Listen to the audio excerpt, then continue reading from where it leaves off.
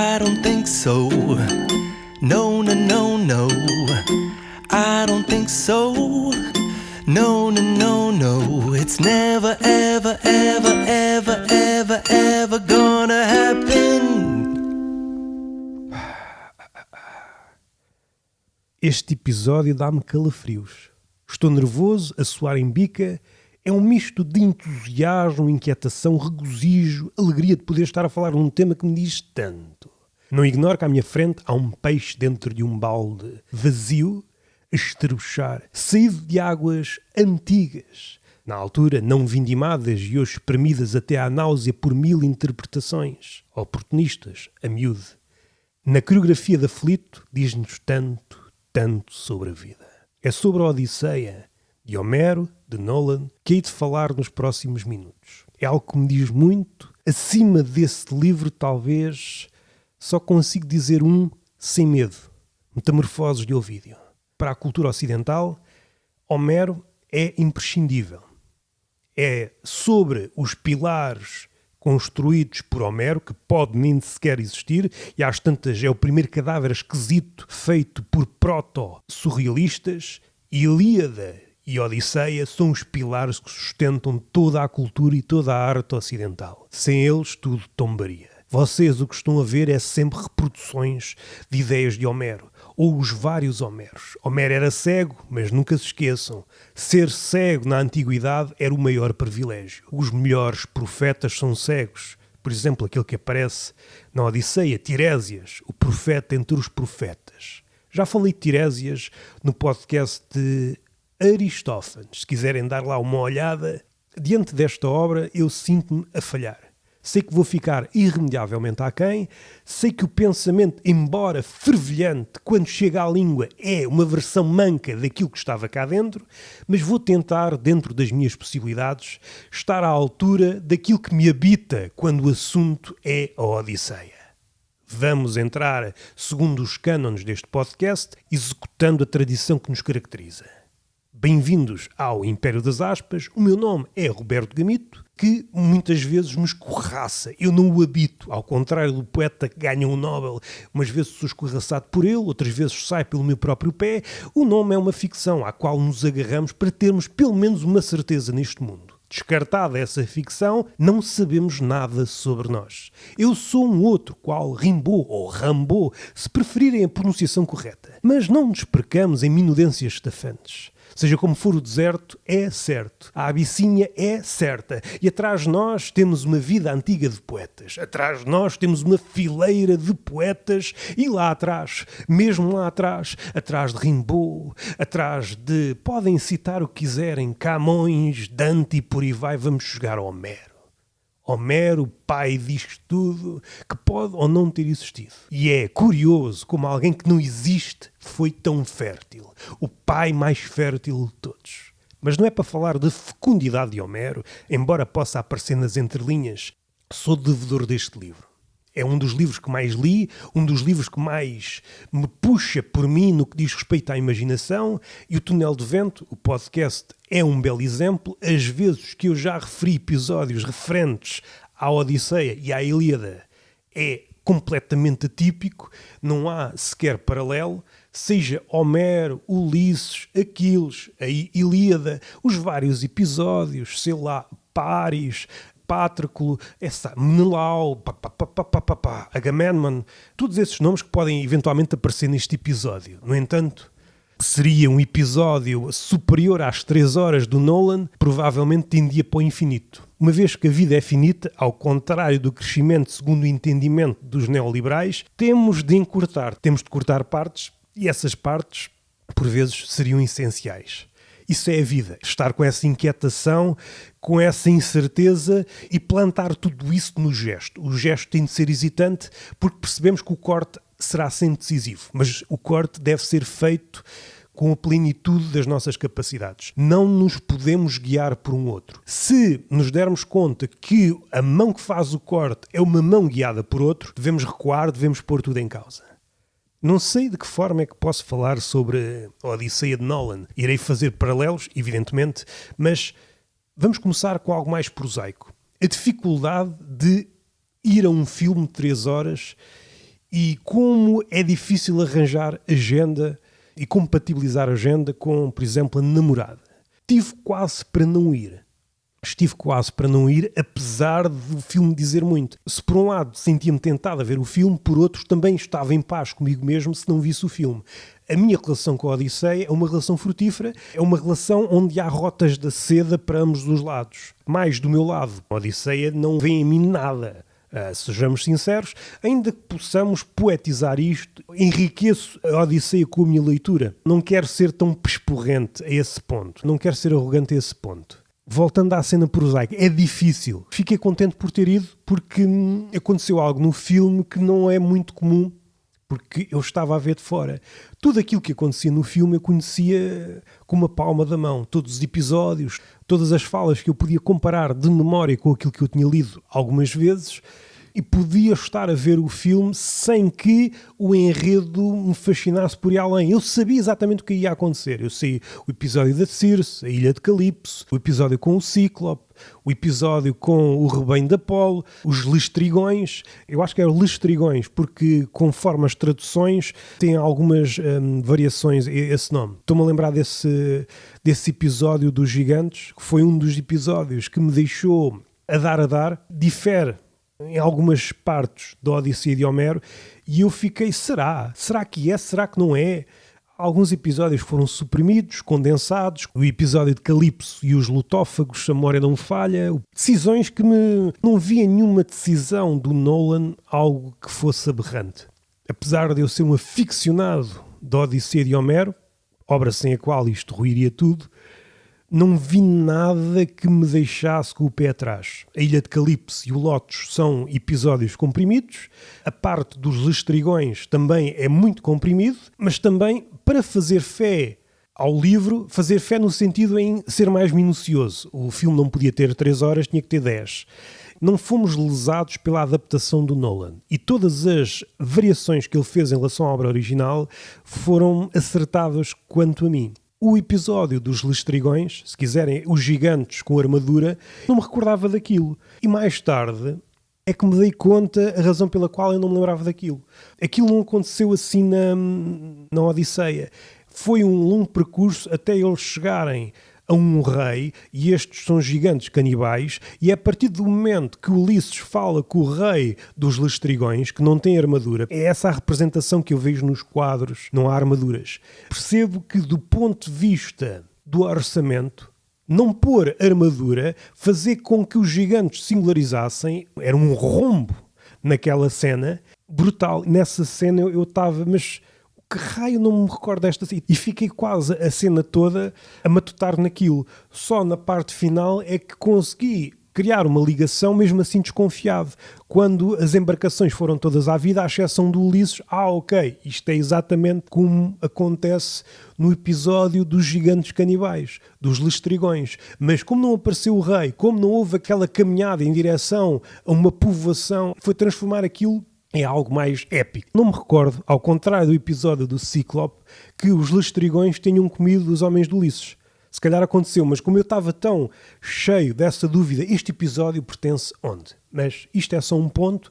No Cíclope, o que é que eu achei delicioso? O Cíclope é uma figura mitológica que já foi representada milhões de vezes. É muito difícil pegar no Cíclope e fazer uma mudança. E eu achei a mudança mínima em relação à representação do Cíclope, adicionou-lhe uma camada de grotesco. Torcer o olho, aquela torção daquele único olho do Cíclope, deu-lhe ali um ar ainda mais sinistro. É uma lição artística, se quiserem, do Champiana, tirar um pouco a coisa do sítio habitual e dá-lhe uma nova cara. Podia ter ido por aí afora, tornado o Cíclope noutra coisa, mas aquele gesto, para mim, encheu-me as medidas. Há quem aponte criticamente que esse episódio é frágil, pois oculta uma das cenas mais célebres da Odisseia, que é quando Ulisses diz que é ninguém e engana o Cíclope. Percebo Percebo. A saída também não é exatamente como acontece na Odisseia de Homero. Eles não se ocultam naquele rebanho de cabras, mas aquelas cabras parecem-me cabras normais.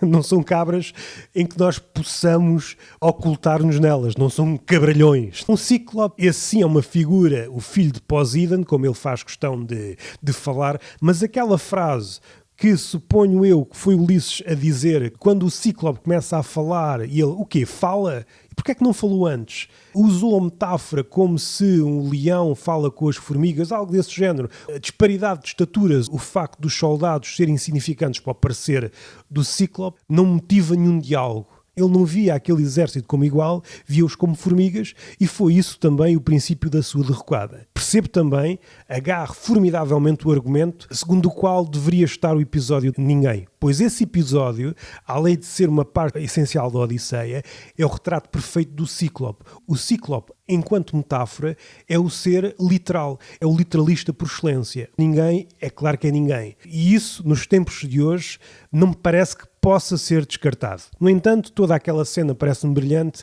Em várias cenas de sufoco, eu acho que o Nolan é brilhante. Seja aí nessa situação em que eles estão numa gruta, em que pelo facto do Cíclope aparecer, há ali uma noção de aperto que eles levam até às últimas consequências. Ulisses, o homem dos 1000 ardis, ou se preferirem, o homem das 1000 manhas, e é por isso que Dante lhe reserva o 8º círculo. Só acima dele, no 9º, o diabo, com as suas manhas matou toda a gente, está mais ou menos presente naquela ida ao Hades em que ele fala com o Tiresias. Ele está diante de um exército de mortos. Ainda assim ruma para a vida, não é? Ou para a vida que ele acha que ainda existe. Ainda não avançando para aí, o episódio do Cíclope eu acho que é engraçado. Eu não me recordo, na Odisseia de Homero, eu não me recordo que haja uma perseguição do Cíclope. Não me recordo, mas é engraçado. É claro que eles tinham um bicho daquelas dimensões. Vamos fazer com que o Cíclope nos persiga. É aquele momento em que o Cíclope pega na pedra, que é um gesto característico dos Cíclopes, pegarem naquelas pedras, vão. Não confundir este Cíclope com os Cíclopes primordiais que nasceram dos Titãs. O Bronte, aqueles Cíclopes que deram as armas a Zeus. Esses são Cíclopes primevos, são os grandes Cíclopes. Este Cíclope é filho de Poseidon, é um Cíclope de segunda geração. Tem um olho, etc. No entanto, aqueles 3 Cíclopes vivem no vulcão e que mais tarde foram professores de Hefesto, são outros, mas partilham das mesmas características. É com alguma tristeza que não vejo o ênfase no literalismo associado ao Cíclope. O cavalo de Troia, não sei se vocês sabem, mas devia estar presente na Ilíada, mas nunca é referido. O cavalo de Troia só é referido em passant na Odisseia. É como se fosse um cavalo de Troia no sentido que nós atribuímos aos vírus. O gajo entrou pela porta do cavalo e saiu da Ilíada para a Odisseia. Um facto histórico. Até há pouco tempo achávamos que Troia não tinha existido. Foi um arqueólogo obcecado que descobriu Troia. Quanto ao cavalo de Troia, não há unanimidade, não se sabe se existiu ou não. No entanto, o facto de Troia ter existido já abre as portas, as muralhas, passa a brincadeira linguística, à existência de cavalo de Troia. Ulisses é conhecido como o criador daquele estratagema, talvez o estratagema mor. Não sei, há vários estratagemas atribuídos a Ulisses, ele é mesmo o gajo mais astuto. Não é a personagem principal na Ilíada, aí talvez seja o Aquiles, o Agamemnon, que é o líder do exército grego, o Menelau aparece, o Agamemnon também foi outra coisa que eu fiquei a matutar, e só hoje, após refletir, tenho uma interpretação que me agrada, a razão pela qual o rosto de Agamemnon não aparece visível, e eu estou aqui a pensar, a forçar para não me rir, porque o namorado de uma amiga minha chama-se Agamemnon, e agora podemos fazer finalmente piadas que todos estão mais ou menos cientes. Embora eu esteja familiarizado com todas estas personagens, a maioria das pessoas não está. Eu fui revisitar velhos amigos. Aquelas personagens me dizem qualquer coisa e posso até interferir. Olha, aqui o porqueiro na Odisseia de Homero entrava mais aqui. O Telêmaco, a Odisseia começa com o Telêmaco, a Odisseia de Nolan e a Odisseia de Homero.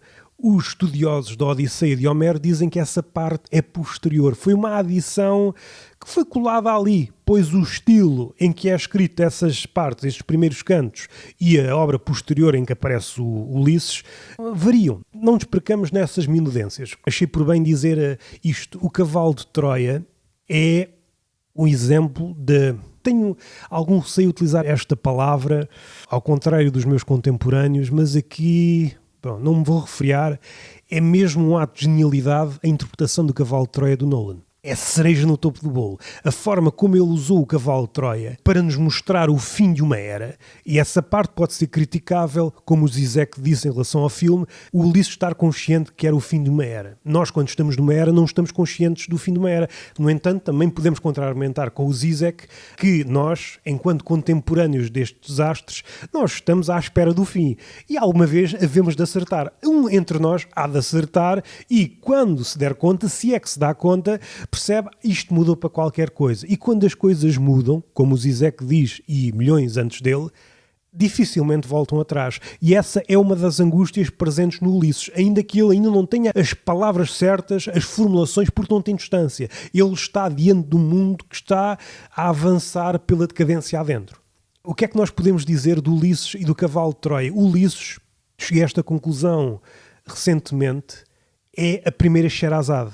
O Ulisses salva-se em qualquer um dos pontos da Odisseia em virtude de contar histórias. E histórias dentro de histórias. A pontos já não interessaram de onde é que ele está a narrar a história. Podemos entrar no delírio e nem sequer saber de onde é que o Ulisses nos está a contar a história. O quê? O gajo está a contar a história na ilha de Calipso ou já está na Ítaca enquanto ele está nas margens e a pensar naquilo tudo? Ou já está a pensar a posteriori na viagem onde ele se ausenta de Ítaca mais uma vez? É uma rememoração. Este paralelismo parece-me interessante, porque o Ulisses só se salva nesse caminho todo e ele dá-se conta quando começa a sair do efeito do Lotus em virtude da história, que o angustia. No fim de contas, o Ulisses, ao entrar de peito feito e vulnerável, aquela cena em que ele se entrega à jangada, a conselho da Calipso, a única forma é entregar-te completamente, estares à mercê das tempestades. Nós temos de nos entregar à tempestade como sacrifício. Esta relação que estava presente na mitologia grega, o finito contra o infinito, sendo o finito o homem e o infinito o Deus, qualquer um dos deuses, é uma ligação fadada a que tome sempre para um lado. O homem está afadado a perder. A única forma é entregarmos-nos todos, pois a partir do momento que não nos entregamos, vamos entrando no espectro da arrogância, e a arrogância no cume é a ubris. E exemplos de ubris, temos o Tântalo, temos o Sísifo. Há duas coisas que os deuses gregos não suportam: a arrogância diante de algo que é maior que tu, no caso um humano achar que é melhor que um deus, e ferir a lei da hospitalidade.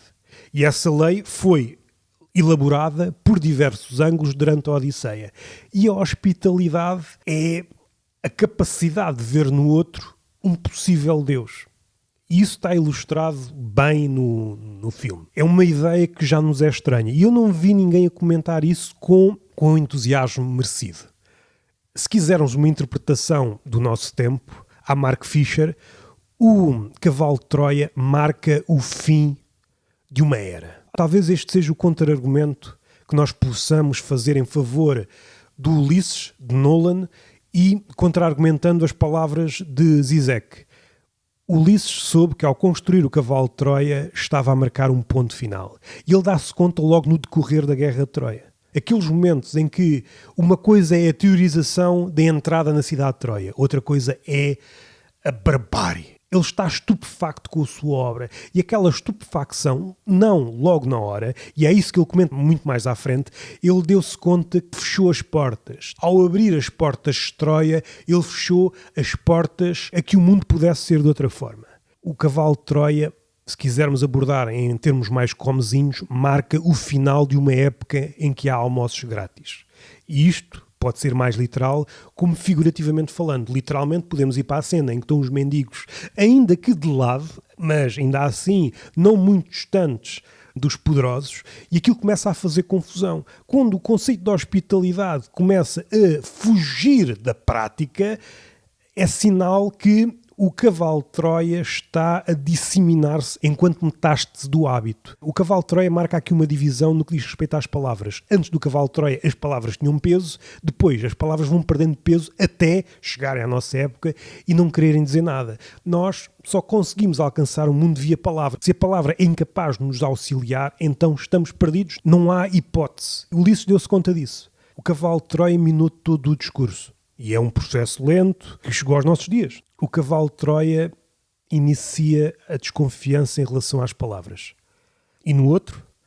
O outro que, dentro das possibilidades, podia ser um Deus e logo não podia ser descurado, também está presente no Antigo Testamento em parte, e passamos para algo que desconfiamos do outro, desconfiamos de tudo, desconfiamos até de nós próprios. Não sabemos se no interior de nós não há uma espécie de cavalo de Troia dentro do qual há homenzinhos que visam destruir-nos. Quem diz homenzinhos diz traumas. Nós estamos sempre desconfiados e o cinismo atual é uma fortificação que impede seja o que for de entrar. Aquele gesto do cavalo infiltrado em Troia acabou com a noção de hospitalidade. Ou então o homem estava à procura de um pretexto para acabar com essa ideia do mundo antigo. Se querem outro exemplo em que a hospitalidade, ao não ser cumprida, mereceu um castigo divino, há um episódio de Tântalo. O Tântalo, que é uma figura do género de Sísifo, que está condenado para todo o sempre, está no inferno rodeado de água e de fruta. Quando tenta alcançar a água recua. Quando estica a mão para apanhar a fruta distancia-se. O que é que ele fez? Ele foi uma mistura de hubris, de arrogância, e de desvirtuar as regras da hospitalidade. Era amigo dos deuses, achou que conseguia enganar os deuses e cozinhou o seu filho e ofereceu o filho aos deuses. Falei certamente nisto ou no Túnel do Vento ou no Aristófanes. Vou tentar sumariar. E ele serviu, a Deméter foi a única que não deu conta, pois tinha a cabeça noutro lugar, pois a filha Perséfone tinha sido raptada pelo Hades, deu uma mordida naquilo que era a perna ou o braço, já não me recordo bem, ou o cotovelo. Bom, uma parte do filho de Tântalo. Os outros deuses, omniscientes, não tinham a cabeça no outro lado porque os filhos estavam todos onde deviam estar, deram-se conta daquilo e amaldiçoaram Tântalo, é esta maldição que vos disse há pouco. E depois ressuscitaram o filho e deram-lhe uma prótese, a prótese que devolvia esse lado comido por Deméter. A hospitalidade, quando não é praticada devidamente, segundo os ditames da altura, era sempre motivo de castigo. Sísifo também, se quiserem. Podemos interpretar, não é uma leitura muito óbvia, mas podemos interpretar dessa forma aquilo que Sísifo fez com a morte. O facto da morte ir à procura de Sísifo para o levar e ele arranjar um estratagema e pôr a morte no armário é não ser hospitaleiro em relação à morte, que é uma bela ideia. Podemos traçar aqui um paralelismo. O Sísifo é, em muitos aspectos, parecido ao Ulisses. Em algumas partes seja mais sinistro, mas no essencial não me parece que o Ulisses fuja da morte. Não me parece. Ele procurou-a por todos os lados, seja a diferença. A representação dos gregos dentro do cavalo de Troia é um dos momentos mais bem conseguidos do filme.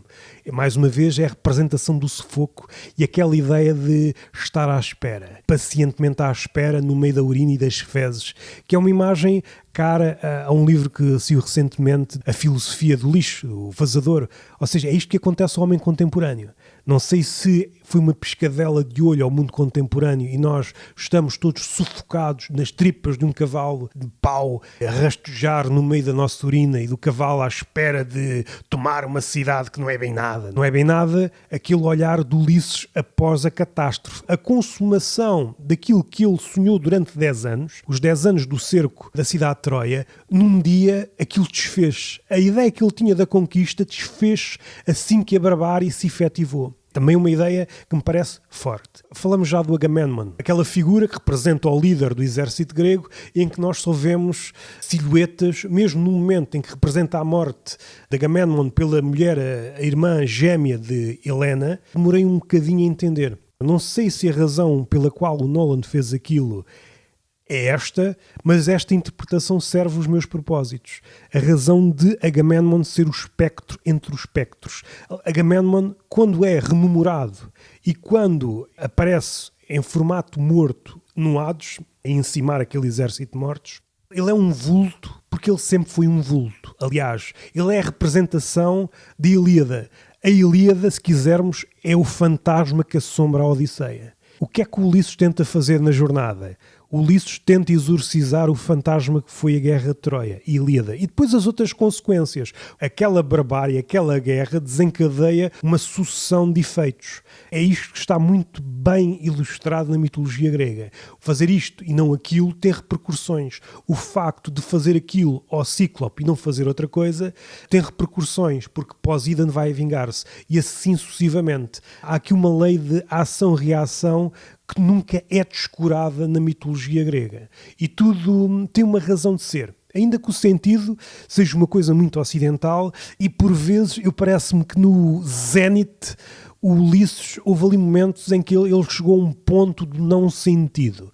Parece-me que é um ponto que é muito difícil de ser alcançado pelo homem ocidental, porque nós facilmente tendemos para invernizar o não sentido com um sentido postiço. O episódio das sereias, aí sinto-me dividido. É um episódio que merecia outro tratamento, no entanto, mais uma vez, aplicando a lógica terrena que é eu tenho de pôr isto tudo num filme de 3 horas, a solução foi eficaz. Foi passar por aquilo, Ulisses ruminar aquilo que acabou de acontecer. E aquelas palavras, embora saídas do contexto, seja patuá de psicologia pop, é mesmo forte.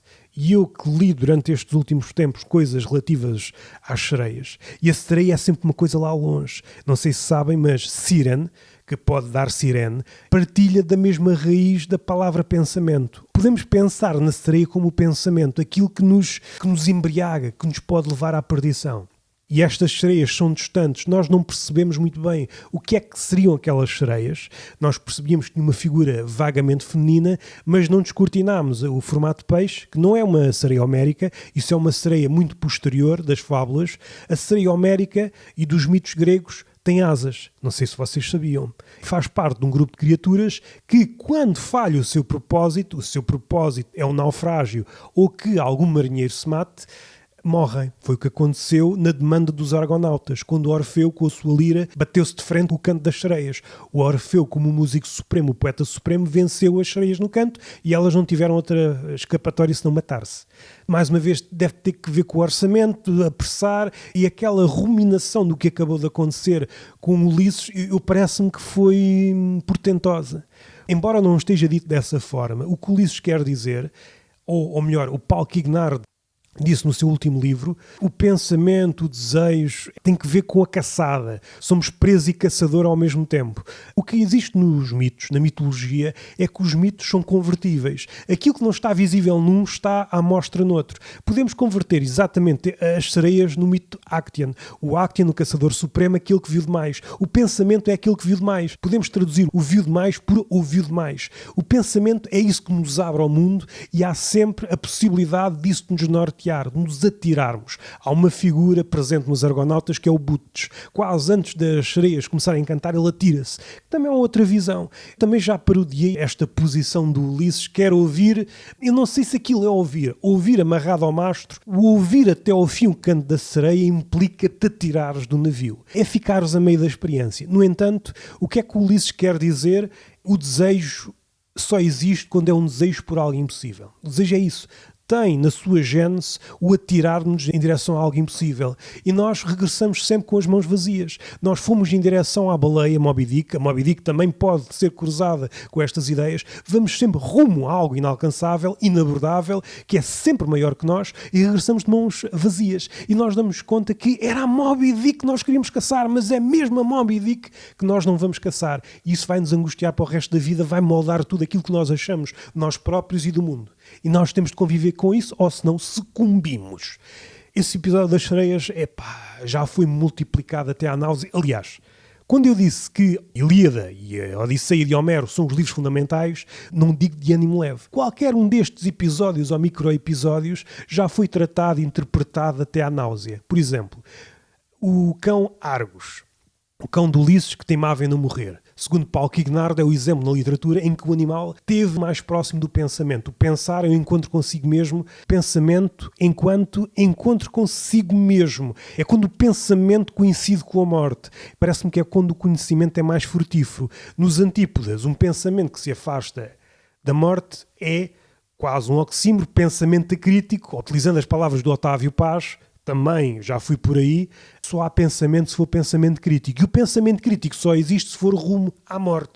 Nós temos de estar a olhar a morte nos olhos, temos de olhar a Medusa nos olhos e dizer-lhe, nós não precisamos de Atena para te cortar a cabeça. Aliás, eu nem sei se cortar a cabeça faz sentido. Ao trazer a cabeça de Medusa na sacola, é como se fosse um terror nómada, um terror portátil, que nós não convertemos em nada mais benfazejo, mas utilizamos o terror que nos amedrontava para aterrorizar os outros. Casa com uma das reflexões mais tardias do Ulisses no filme de Nolan, dá-se conta que é tudo irrisório. Por muito mais que caminhemos em direção ao ideal, tudo vai ruir, o esquecimento está à nossa espera, que é outra forma de dizer morte coletiva. Os nossos nomes sairão dos discursos, os nossos feitos esboroar-se-ão e tudo se repete. Esta é uma ideia presente na Ilíada. Logo nos primeiros versos da Ilíada, Homero está confrontado com estas ideias que têm apoquentado o homem desde o início. Isto está sempre em metamorfose ou é um eterno retorno? E Ulisses foi buscar essa ideia que apoquenta aos homens, isto vale de alguma coisa. Foi um pensamento que acometeu Ulisses de Nolan durante toda a obra. A Circe parece-me que foi uma decisão boa, pois pôr a Circe enquanto figura que é conhecida na mitologia e pintada por diversas formas, seria aproximar a Circe de uma figura como a Calipso. E então preferiu-se uma Circe mais tapada. Não sei se sabem, mas a Circe é uma figura imprescindível no que diz respeito à mulher retratada enquanto bruxa e, se quiserem, uma proto-feminista. Mesmo uma figura para os estudos feministas.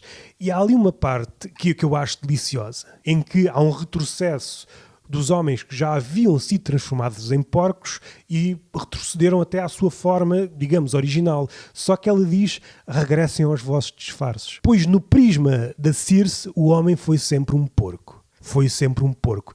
E isso é a súmula de uma feminista que está super ciente do patriarcado. Sobreviveu aí. Muitas das críticas que se apontam ao Nolan foi enxertar com ideias ditas mais contemporâneas. No entanto, isso é falso. Basta ler a Odisseia e já agora aproveito para fazer uma à parte. Eu tenho visto muita coisa absurda, aliás, sobretudo, basta abrir a internet e vemos absurdo sobre todas as coisas.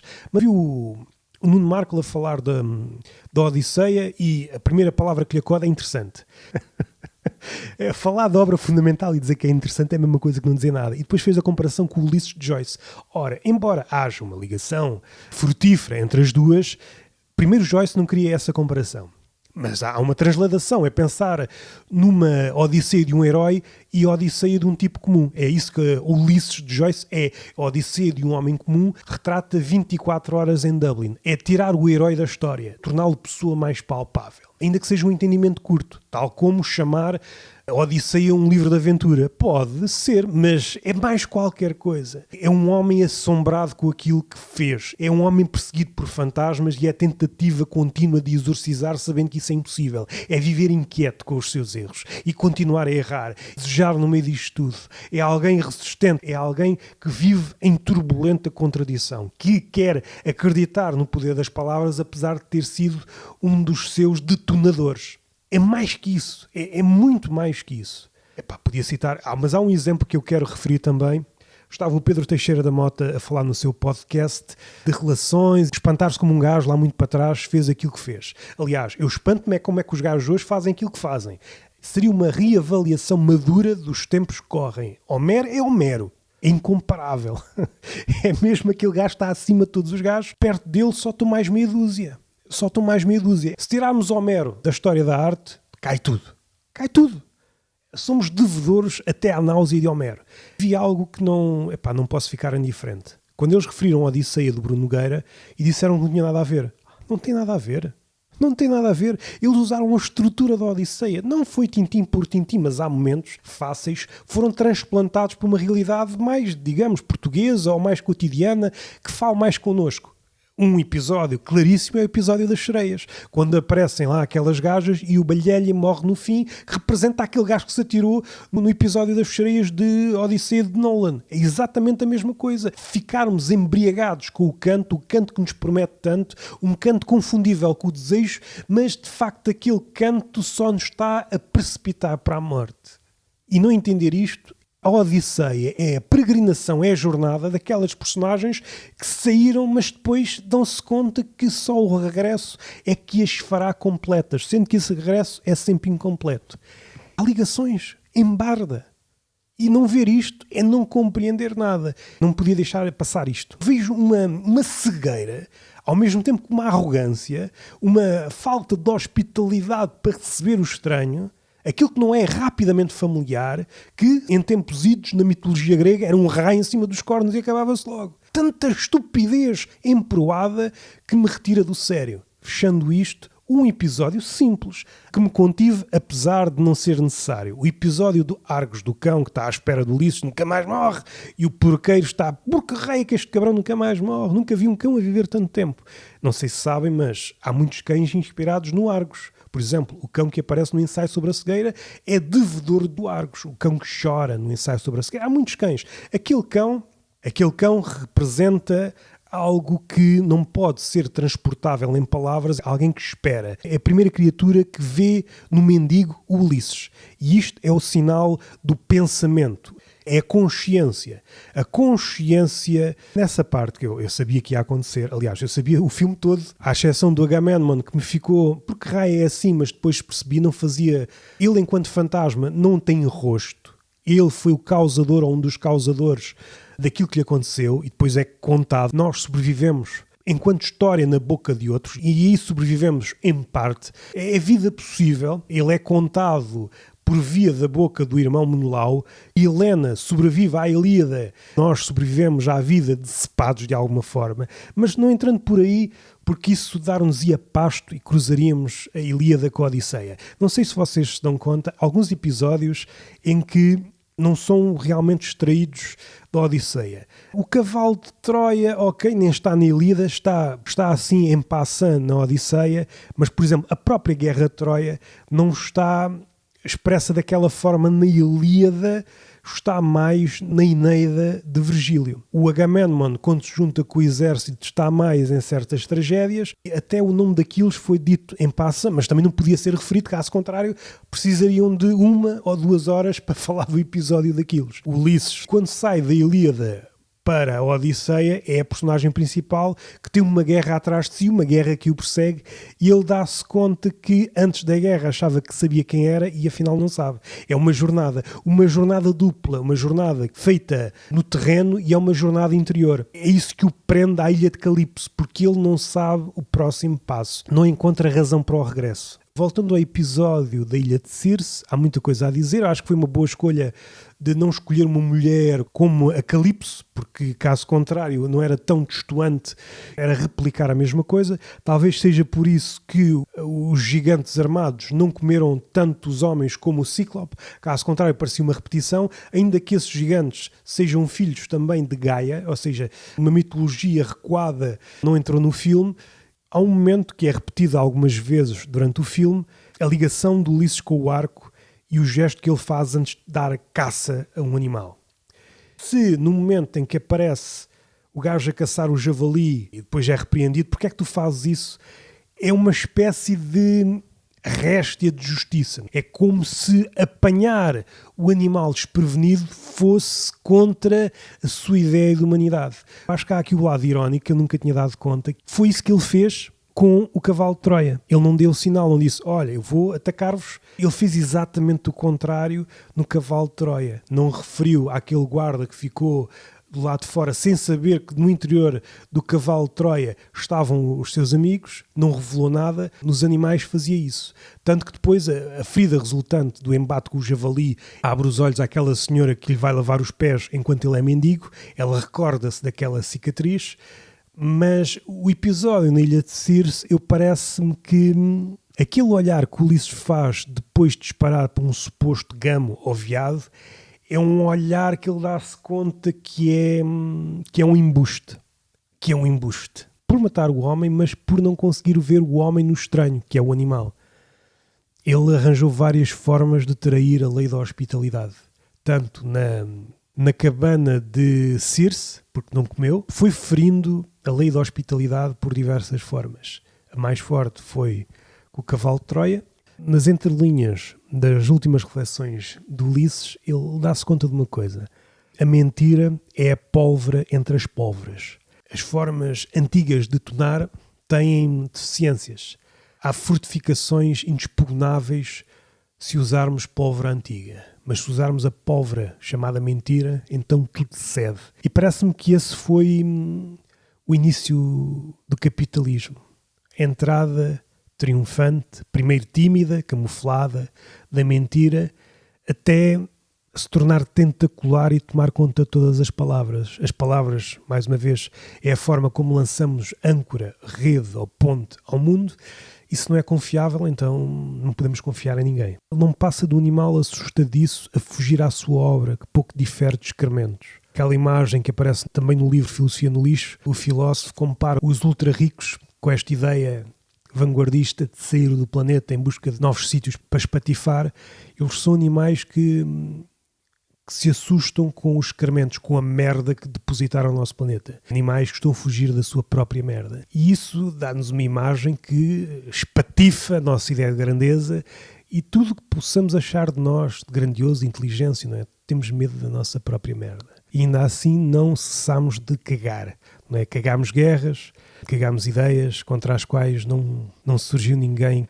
Eu acho que houve ali também interferências no discurso de Penélope, em que há ali uma espécie de, numa sociedade de homens, um trono ocupado por uma mulher é a mesma coisa que um trono vazio. E também, se quisermos, uma ideia não pertencente a esta esfera, mas talvez mais para o medieval e para os nossos tempos. Pode ser trasladada para todos os tempos. Se o rei ou o déspota é guilhotinado, se há um regicida cujo fito, como está no próprio nome, é acabar com o rei.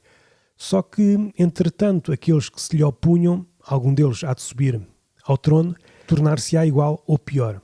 Poderão existir novos regicidas, ou o mesmo, supondo que não é apanhado, cujo trabalho é ir cortando cabeças a reis, mas dá-se conta que não serve de nada. A ideia de trono, o poder, pode ser uma ideia que nos agrada mais. No entanto, qual é o inconveniente desta ideia? É que o homem sucumbe sempre ao poder. Então somos frágeis, somos criaturas indefesas. Não há resolução para isto. O episódio em que ele fala com Tiresias, no inferno, ele é confrontado com aquilo com a sua obra. No inferno, Ulisses é confrontado com a sua obra. E o Tiresias revela-lhe isso. Não há possibilidade, ele vai escapar-se, mas os outros todos vão à vida. Parece que não passaram de peões. E é isso que o condenará na Divina Comédia, o oitavo círculo.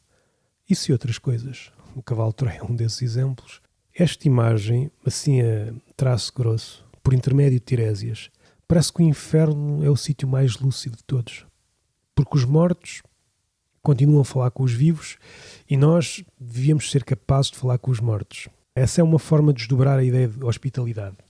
Nós, em última instância, se não formos hospitaleiros com os nossos mortos, se não os deixarmos entrar, quer na nossa cabeça, quer nas nossas vidas, vamos ser amaldiçoados. E isto é válido nas nossas vidas, quer no artista. O artista que não é hospitaleiro em relação aos outros artistas que morreram, não será nada. Merecerá também ir para o inferno. Ulisses procurou ajuda em todo o lado e onde ele obteve as indicações mais vivazes foram no inferno.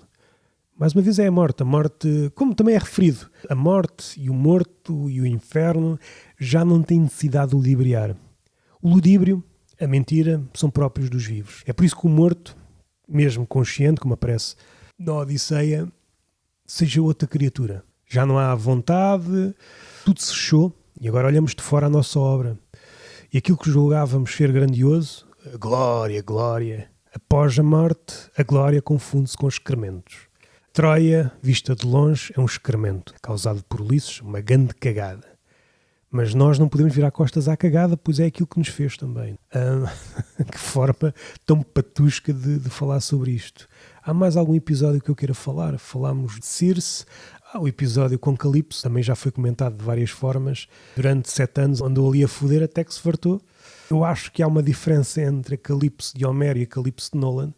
Alguém mais consciente. Podemos dizer que há infiltrações no feminismo.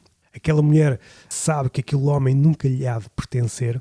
As infiltrações do feminismo, se quisermos, mas parece-me que enriqueceram os personagens, estão em Circe, estão em Calipso e estão em Penélope. Penélope falou na questão do poder, live-vos de o querer, quando confrontada com o seu filho Telêmaco, mas de facto o que ela queria era uma vida que lhe fugiu dos dedos. E a compensação, ainda que se esticássemos mais a história, acaba sempre em morte, como diz o Shakespeare. Se quisermos um final feliz, temos de cortar um bocadinho antes do fim. Caso contrário, é morte até dizer chega. Mas há aqui qualquer coisa de comédia romântica em ver Ulisses e Penélope ir para um sítio à procura de qualquer coisa onde o sol se acoita. Mas se acompanhássemos essa demanda, veríamos que aquilo que Penélope quis desde o princípio, afinal, ficava aquém, não era bem aquilo. Mais uma vez o desejo é sempre o desejo pelo impossível e é por isso que temos que continuar a caminhar, é isso que é a jornada, porque se nós chegamos ao sítio onde queríamos chegar, percebemos que Ítaca não existe. Foi o que aconteceu com Ulisses quando chegou a Ítaca, confrontado com Atena. E posso fazer uma ressalva, não gostei da representação de Atena. A ideia que eu tenho de Atena é uma figura mais possante, é a sucessora de Zeus, é aquela que saiu da cabeça de Zeus após a machadada de Hefesto, nasceu-lhe da cabeça, após Zeus comer Metis, se a memória não me falha, a deusa da astúcia, e parece-me que Atena passa ali quase como uma sacerdotisa qualquer, não é a imagem que está presente nos mitos. Pareceu-me bastante afastada. Um dos calcanhares de Aquiles da obra do Nolan. Quando Ulisses encalha em Ítaca, dá-se conta que o regresso que tanto quis é só o regresso possível. Aquela Ítaca à qual ele quis regressar já não existe. Ou então nunca existiu. Carregamos-nos com fantasias e é essa fantasia que nos nutre e depois temos de decidir se queremos a fantasia, se queremos algo mais palpável.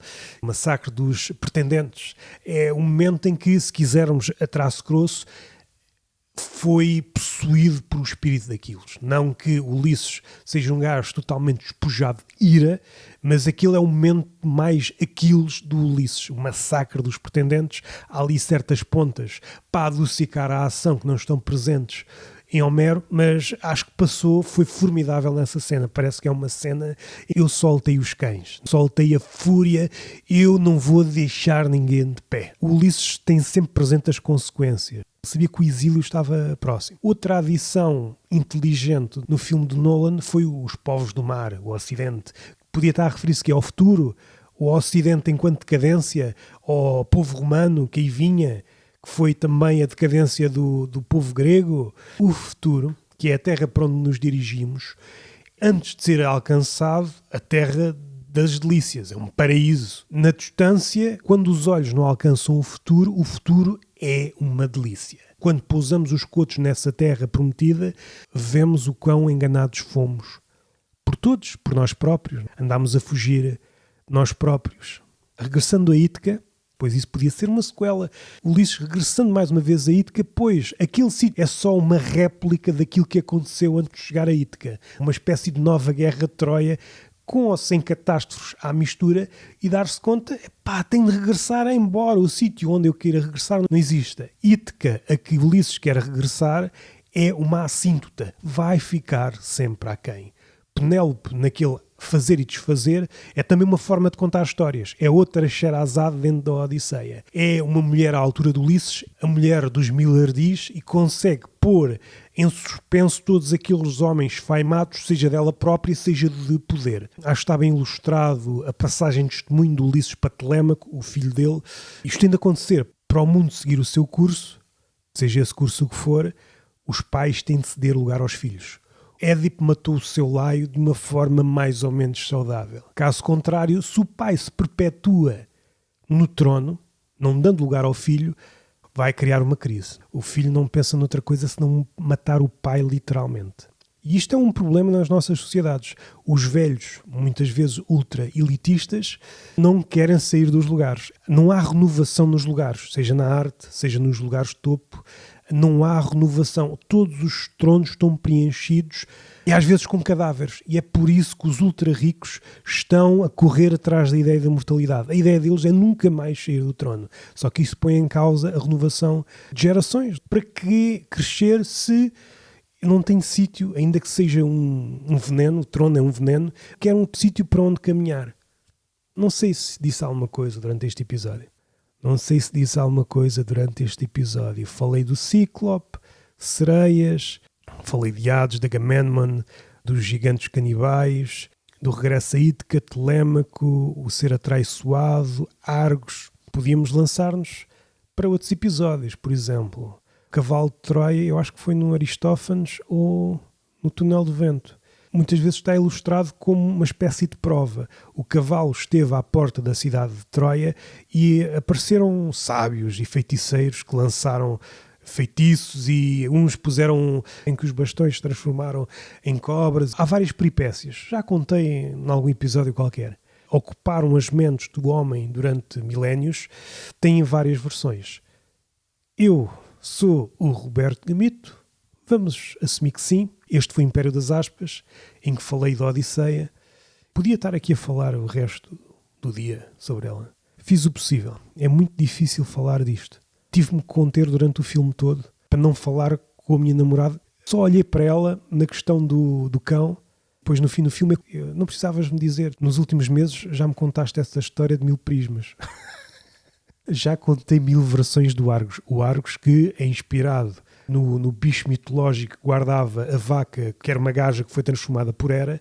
É um bicho de 1000 olhos. É o protótipo da vigilância suprema que foi morto por... agora não me recordo se foi Hermes, se foi Apolo. Já disse isso para aí. Depois Hera foi lá buscar os olhos e foi assim que nasceu o pavão. Os olhos que estão nas penas da cauda pertencem a esse monstro mitológico. E é por isso que Hera tem a sua carruagem, tem a sua charrete, não é charrete, agora fugiu-me o nome. O seu meio de locomoção, em vez de ser puxado por cavalos como há alguns deuses, ou leopardos, acho que é o caso de Dionísio, e ela é puxada a pavões. Provavelmente é a última a chegar. Gostei muito deste episódio, pá. Gostei muito deste episódio. Estava aqui um bocado a contracorrente do propósito deste podcast, que é mais para falar de livros. Todavia, uni o universo de Nolan com o universo de Homero dentro das minhas possibilidades e tinha isto atravessado na garganta, queria mesmo falar nisso e não tenho nenhum podcast onde falo de filmes. Só o que falta, tenho 20 e tal, agora ia criar mais um só para falar de filmes. É uma das minhas paixões e de voltar a ela. Tive quase para fazer uma coisa que é unir todos os pedaços onde falo na Odisseia de forma mais primária ou de forma mais literal e juntar num grande episódio, mas pensa, isto é trabalho que nunca mais acaba. Epá, procurem no Túnel do Vento, no Aristófanes também está lá algumas personagens que já estão lá e de ir buscar outras. A Ilíada, como tem muito mais personagens, é um poema mais longo que a Odisseia, há coisas que ainda não consigo olhar com esta distância. Foi o que me facultou a leitura e releitura da Odisseia durante estes anos. Eu estive sempre de fora, mas um de fora não cínico.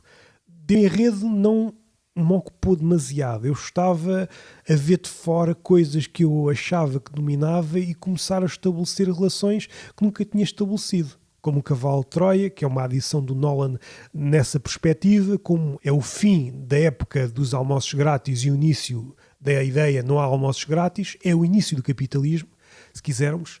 Já disse, não vou repetir. O meu nome é Roberto Gamito, este foi o Império das Aspas, 5 estrelinhas no Spotify ou noutras plataformas onde possam ouvir este episódio. Comentem, se faz favor, pois ajuda o projeto e estamos falados. Até ao próximo mês, já com mais um ano, pois faço anos em agosto, 26 de agosto. Se eu pudesse evitava, mas disseram-me que não dá, porra. Estava bem assim, não preciso de mais. Estou a ser minimalista, eu não quero acumular anos. Estou bem assim. Mas dizem-me que não dá. Até à próxima. I don't think so. No, no, no, no. I don't think so. No, no, no, no. It's never, ever, ever, ever, ever, ever gonna